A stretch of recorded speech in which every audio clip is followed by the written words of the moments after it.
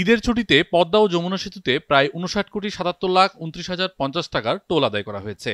সেতু বিভাগের সচিব এম আব্দুর রউফ রোববার ১৫ জুন বাসসকে এ তথ্য জানান।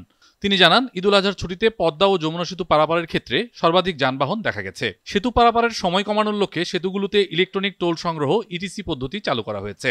সচিব আরও বলেন, ৬টি সংস্থার সঙ্গে সমঝোতা স্মারক স্বাক্ষর করেছি, যাতে যানবাহনগুলো অ্যাপের মাধ্যমে টোল পরিশোধ করে দ্রুত সেতু পার হতে পারে। সূত্রটি জানায়, ৫ জুন পদ্মা ও যমুনা বাংলাদেশের প্রথম ইমিউনিটি বুস্টার সমৃদ্ধ ফ্যান্টাস্টিক হ্যাপি এনার্জি বিস্কিট সেতু তাদের সর্বোচ্চ দৈনিক টোল সংগ্রহ ও যানবাহন পারাপারে রেকর্ড করেছে।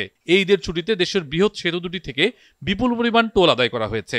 পদ্মা বহুমুখী সেতু কর্তৃপক্ষ ৫ জুন সর্বোচ্চ ৫,৪৩,৮০,০০০ টাকার টোল আদায় করে। একই দিনে যমুনা সেতু থেকে ৪,১০,৮০,৫৯০ টাকার টোল আদায় করা হয়েছে। ৫ জুন যমুনা সেতু দিয়ে ৬৪,২৮৩টি যানবাহন ও পদ্মা সেতু দিয়ে ৫২,৪৮৭টি যানবাহন অতিক্রম করে। বাংলাদেশের প্রথম ইমিউনিটি বুস্টার সমৃদ্ধ ফ্যান্টাস্টিক হ্যাপি এনার্জি বিস্কিট।